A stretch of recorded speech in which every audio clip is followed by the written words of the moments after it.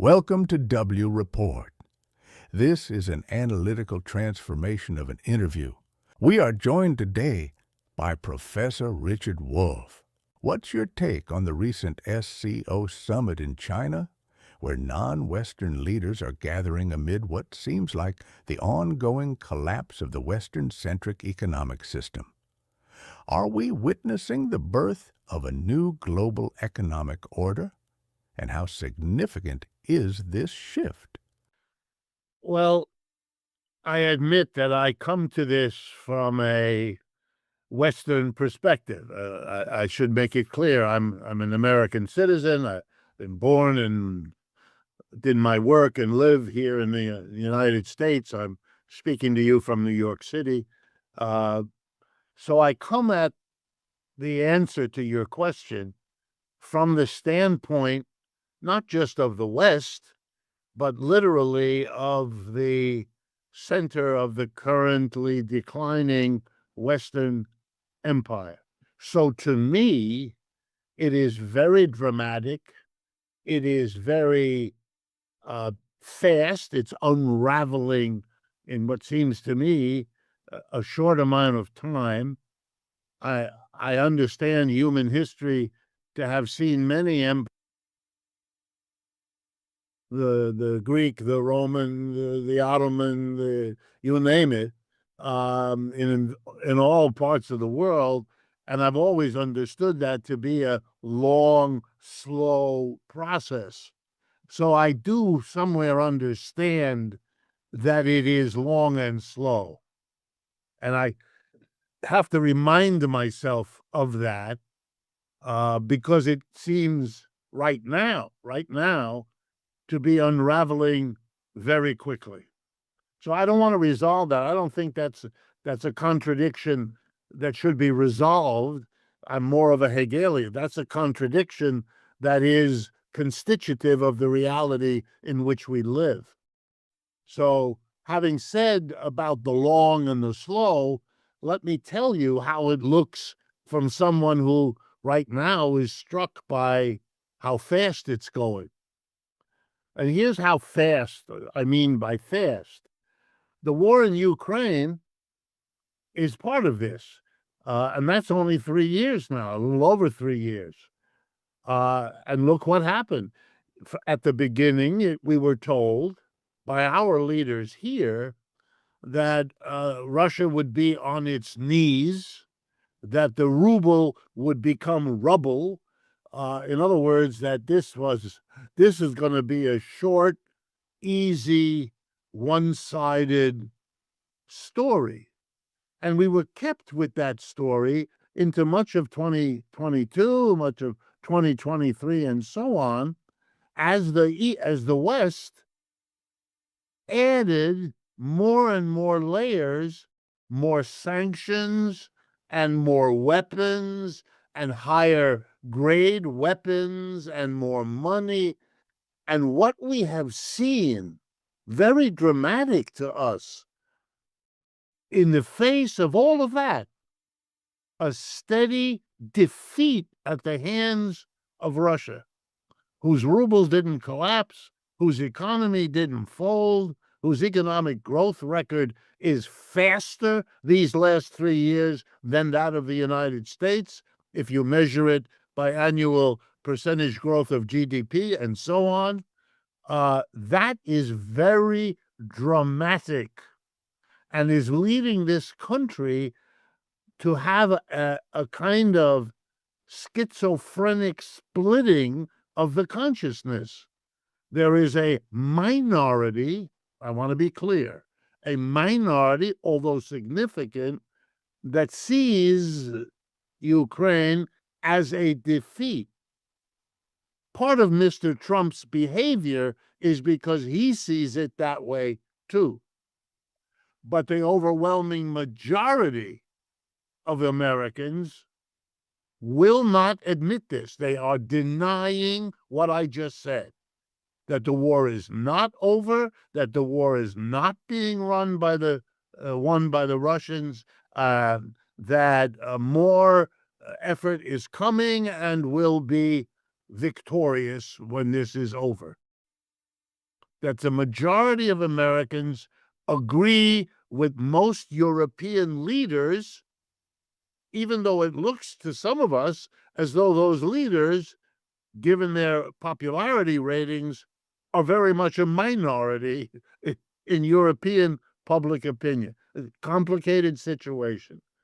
Second example, and these are little things, but you should see them in this context. We once upon a time had a cabinet office called the Department of War, in which the United States copied Great Britain, who also called that the Department of War. Then, after World War II, when the United States' position was global empire manager, it was changed to Department of Defense, and now it is being changed back to Department of War. Try to understand what that means. That's part of a positioning of the United States in its own mind as big and powerful, and now taking the veneer, the wrapping off to reveal the underlying raw power. In the same day that they announced that, the American military destroyed a boat that was 1,000 miles away from the United States in the Caribbean, the South Caribbean, near Venezuela and Trinidad, a boat in which 11 people were moving, no one knows from where, no one knows to where, and no one knows what was in the boat other than the 11 people that were summarily killed. What's going on here? There's no state of war between the United States and Venezuela. There is no threat to the United States by a boat, a little boat, a boat that has 4 outboard motors that, that is 1,000 miles away. You have to think, why would you do this? What in the world would possess you to be the judge, the jury, and the executioner all at once of these 11 people, whoever they were, which we will probably never be told here, maybe somewhere else, but not here. All right, and then now finally, punishing Mr. Modi and the Indians by an increase in the tariff, which was already heavy on them, because they would not stop buying oil from Russia. This is a secondary tariff. This is a tariff that is punitive. This is a tariff that, if it is allowed to stand, will damage Indian businesses and American businesses in significant degrees. What is going on, in my judgment, these are desperate acts. I use the word intentionally. These are acts of desperation of a government trying to hold back the decline because they, like me, see it as fast. Ironically, I have to say now, it isn't as fast as they fear it to be. It's partly the political stance of the United States to justify the extremity of the tariff war against the world, of the sanctions against much of the world. These are extraordinary, aggressive actions that have to be justified. And the justification here is the ironic and, in the long run, very dangerous reinforcement of the notion of a declining empire by those people working hard to prevent it. But they inadvertently, by having to justify what they're doing, teaching the American people to fear a process that is in fact underway, but that most of them, most of the time, still want to deny. So they're caught between the urge to deny and the irony that the people riding that wave into office have to reinforce it. Something similar, I believe, is going on in Europe. In order to justify 5% of your budget for defense, you have to hype the threat of Russia invading all of Europe. You have to revive 75 years of Cold War mentality as if the Cold War were still there. And so and ironically, you are frightening your people, and that will come back and hurt you, since your leadership screams every day of its incapacity to manage any of this. Having said all that, I do think that what's happening in the East is an important milestone in the decline of the West. I don't think these things will happen overnight, and I see them as full of contradictions. And so let me tell you briefly. Is it a sign of the economic maturity of the East? Yes. Is it a sign that the BRICS countries, the SCO country, all of that part of the world is beginning to seriously disconnect from the United States because the United States is behaving as a rogue player in the world economy? Yes, I think that's going on. I think India is trying to solve problems with Russia and China to isolate the United States relative to itself. I think these are extraordinary steps happening in a long, slow process, but more quickly, and that the United States' own desperate efforts to hold it back are having the contradictory effect of speeding it up, which only reinforces the American desperation. This is a dangerous loop because of its military implications. But as I say, I think there are also all kinds of contradictions. For example, the US dollar as the world currency is definitely part of the US domination of the US empire, the way the British pound was for the British Empire before. Yes, all that's true. And so the rise of the BRICS, the rise of China, challenges some of the privileges that the dollar gave to the Western Empire. But we have to remember the dollar was also the global currency within which China achieved its economic miracle of the last 30 to 40 years, and India also. So it's not as though the dollar was some obstacle. You'd see much more anti-dollar activity because they're capable of it, but why would they? Having a universal currency is not a bad thing for the country that wants to be the universal provider of manufacturing in the world. That's a convenience. It's a little bit like the relationship between Chinese manufacturing and the major retail giants of the Western world, Amazon, Walmart, Target.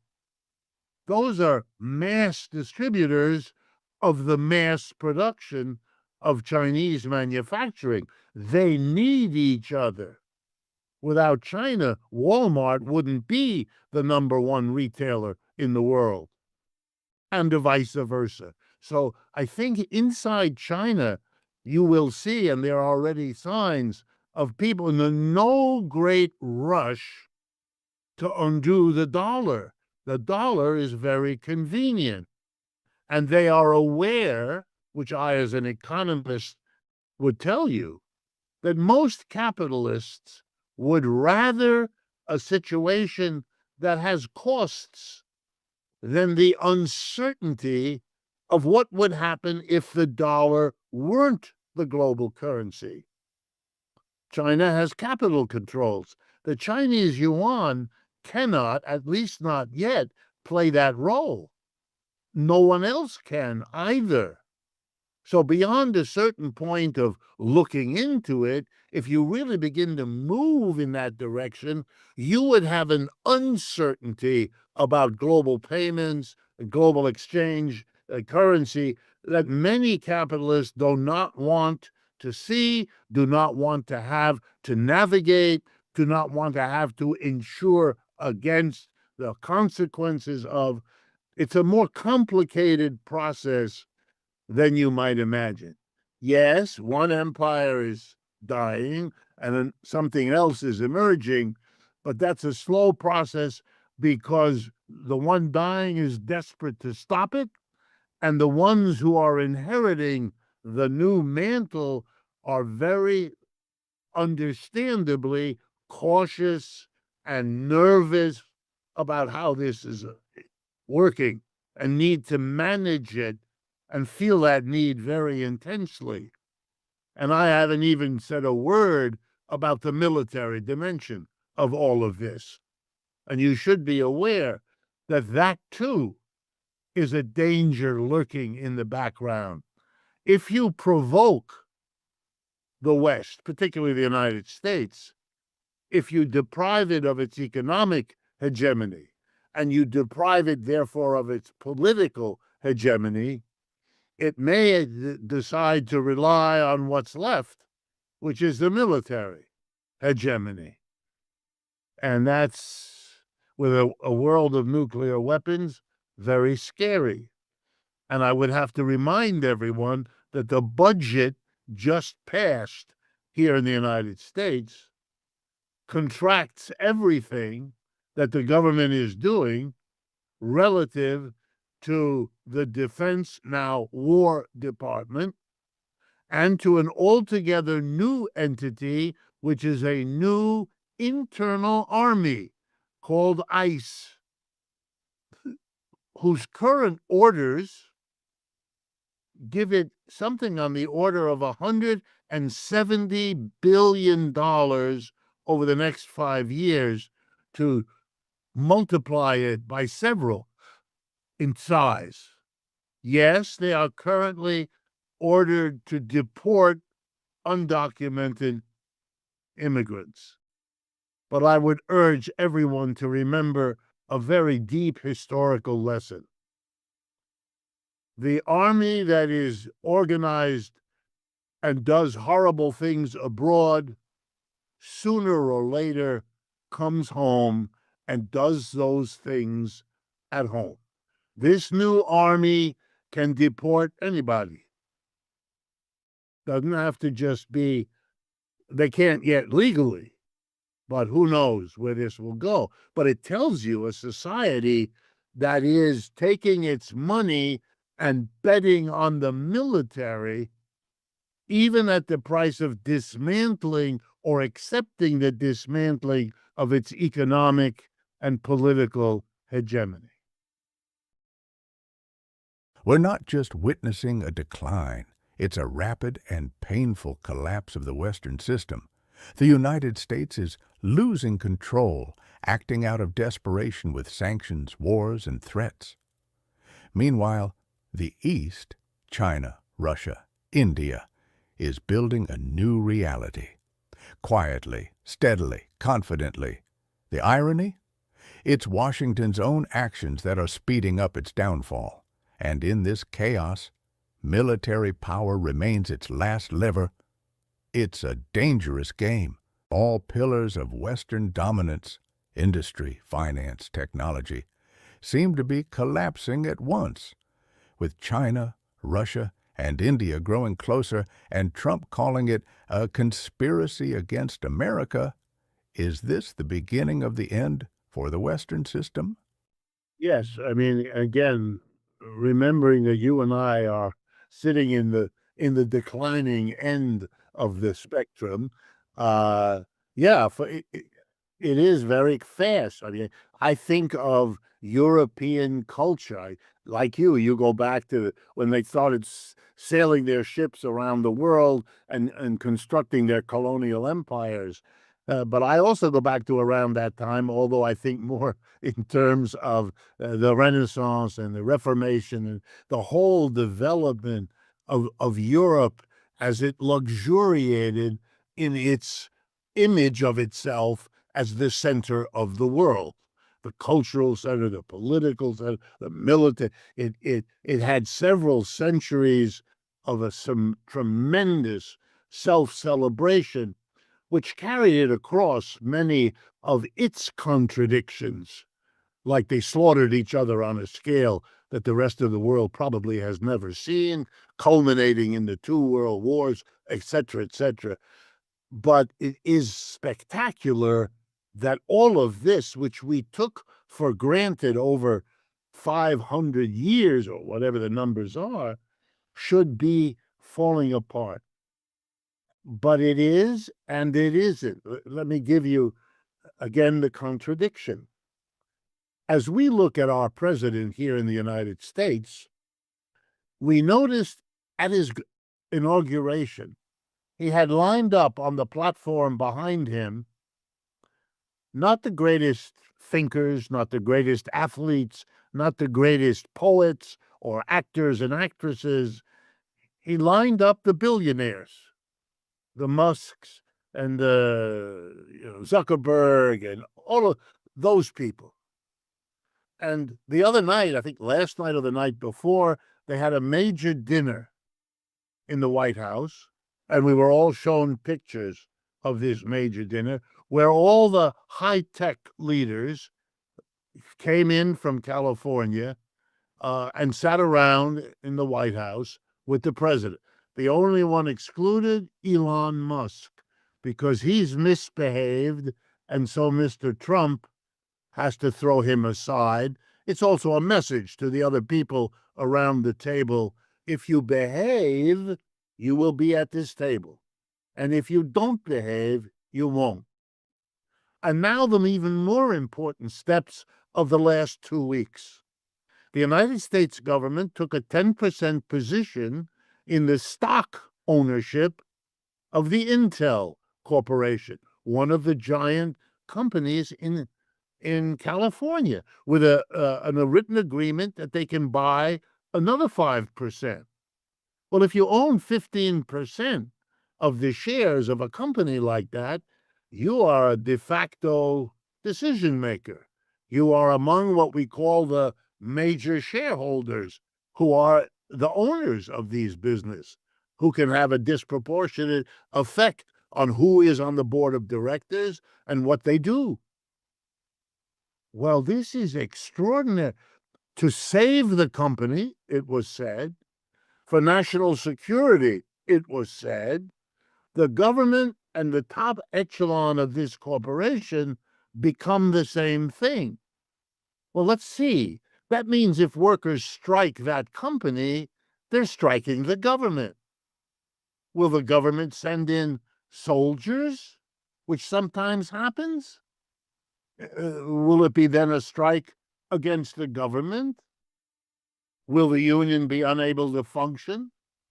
Will the government throw the union out the way they are doing now with the government employees at the federal level, where they are directly removing the union?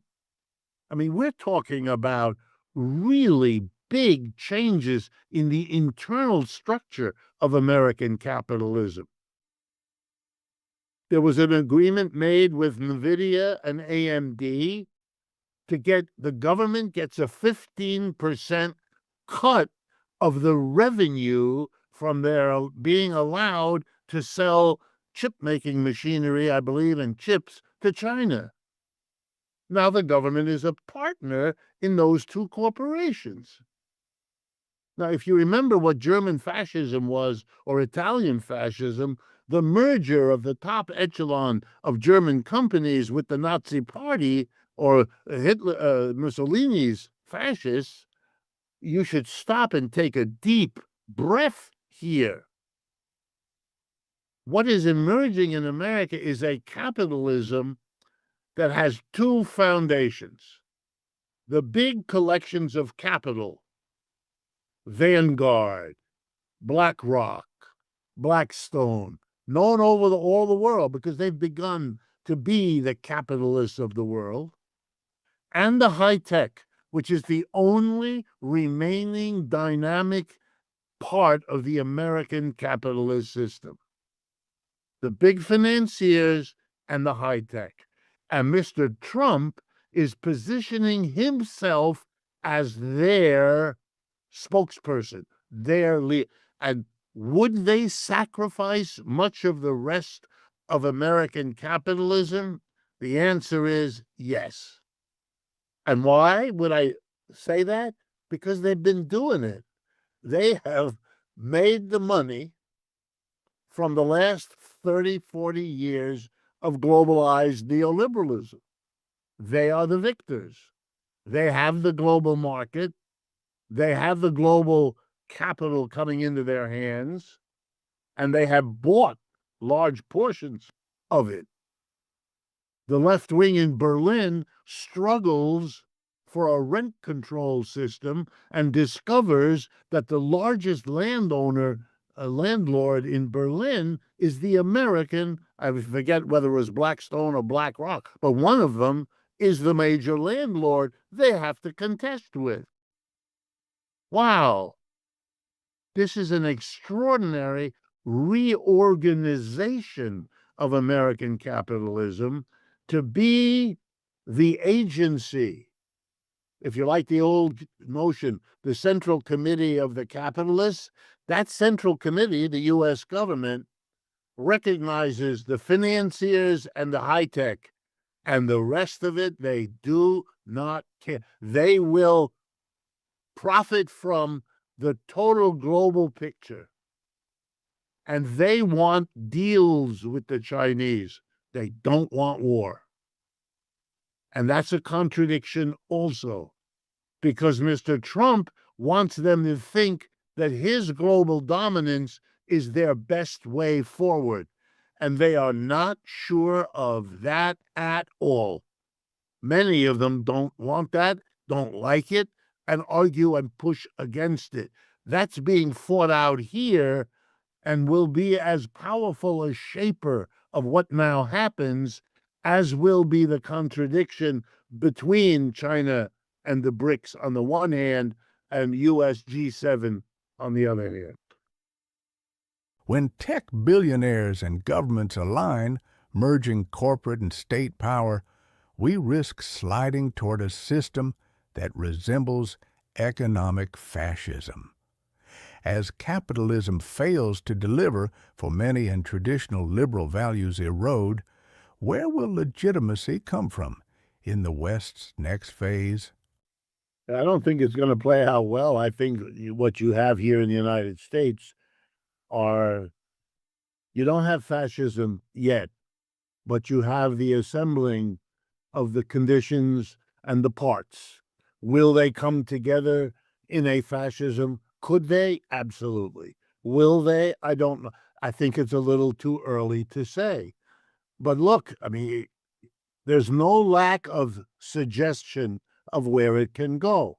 The same president who is enormously increasing the defense budget and enormously increasing ICE as an internal army has already shown he's willing to send that army into the cities.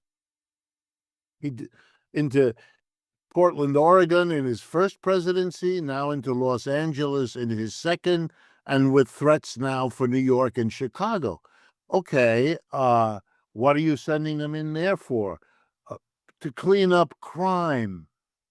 I mean, nobody, I really mean this, nobody in a serious position had anything like this to say. Most of our crime statistics show a falling off of crime in recent years. Not that that's all that important, but the reality is he had to make this up. He had to go to the rural areas, which think in rural areas in this country, there's a fear of the city. Many rural people do not go to the city. And when you ask them, why do you never go to the nearby city? Oh, I will get shot, or they will steal my wallet. But these are fantasies. I live in New York City. Nobody stole my wallet. Nobody has ever shot in the air, et cetera, et cetera. You're seeing the president have to hype to kill the 11 people in the boat 1,000 miles away, and then to talk about the drug trade. What? With the drugs are everywhere. The drugs I can get anywhere in New York City or any other American city. That's a big problem. So he'll talk about that, but he'll talk about crime. He'll make things up in order to provide an excuse to use the military. Now that he's becoming a share owner in a company, will he use it for that? The headlines in the United States today were ICE went to a factory in Georgia that makes automobile batteries overnight and arrested hundreds of workers because they are the assertion they're undocumented immigrants. Well, it turns out a little research shows that there have been some industrial accidents at that factory, and the undocumented immigrants took the chance of reporting them. And so the management didn't like this. And you can now be sure no undocumented immigrant who works there will report anything, because they're all being deported. And who knows who will be replaced. We are seeing signs of all of this. Will the American people support it? Not clear yet.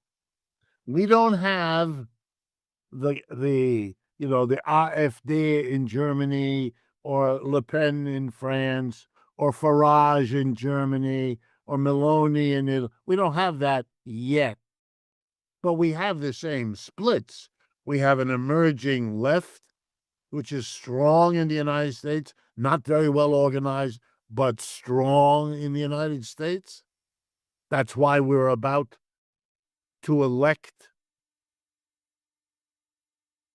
a socialist Muslim to be mayor of New York City, the largest city in the country, and looks like he's going to win, and can only be defeated if the following event occurs: that the mayor of New York currently, who has been charged with all kinds of corruption, whose entire government is in jail now or pending trials for corruption, who's been pardoned from some of his corruption earlier by the Department of Justice choosing not to prosecute him, despite the evidence being huge. It was announced this morning that he may be made the new ambassador to Saudi Arabia from the United States, in order to get him to stop looking for a re-election, because his votes might go to the other opponent of the Muslim socialist, who otherwise is going to become the mayor. That's an act of desperation. It's politically grotesque, obviously so. The report, by the way, of this appears in this morning's New York Times, which is the most prestigious newspaper for such a story to appear in the whole country. So you're seeing the decision to do this, and the decision of those represented by the New York Times to expose it right away as an effort to stop it. Now you see the struggles that are going on here that are very momentous. I would argue that all of this is a complicated internal network of contradictions and struggles to cope with the decline of the U.S. empire and the rise of what you're seeing. Look, every company that I know of here in the United States that is engaged in some way or other in international trade, buys from abroad, sells from abroad, has storage facilities abroad or production facilities. Every one of them is urgently rethinking their strategy for the next 5 or 10 years because the world has changed. They don't want to be in a country that either will have heavy tariffs, which affect their business, or it will raise them, or lower them, or delay their implementation, or get rid of them. The uncertainty is, and that they don't think will go away. They know that Mr. Trump is in there for 3 more years. They know that the support for Mr. Trump is big enough that even if he leaves the scene, whoever comes next, I'm not saying they will all make decisions in the same way. They won't. But nothing other than reassessing is going on. If you want evidence that the meeting in Beijing and Shanghai and so on was important, that's it. It's the every country, every corporation is trying. What do we do? What is our strategy if these tariffs persist, if they leave, and above all, with the uncertainty that has now been loosed on the world? They may blame Mr. Trump, and no doubt they will. But that's a footnote, by the way. Every leader in the world, whatever the economic problems they have, Europe, Asia, Africa, Latin America, they're all blaming it on Mr. Trump. And there's enough of a grain of truth that their problems are worsened by the tariff, the sanction, the whatever. You have Mr. Trump has mobilized the most global hostility to the United States as a nation that could be imagined. And we are only at the very beginning of how that plays out. And every company is wondering about that and trying to figure out. Of course, they're suspending. They'll tell Mr. Trump, we're going to invest $800 billion, like the EU, von der Leyen. We will invest. That's costless. Means absolutely nothing. The truth, we have no idea what the role of the United States will be in our future investments because it's impossible for us to make a rational decision. So we'll shut you up by giving you something you can tell your people. Then we'll see what 2, 4, 6 years from now look like, and then we'll tell you where we're going to go. And we're going to hold that over your head, because if you do things we don't want, we will revisit the commitment and blame you for undoing it.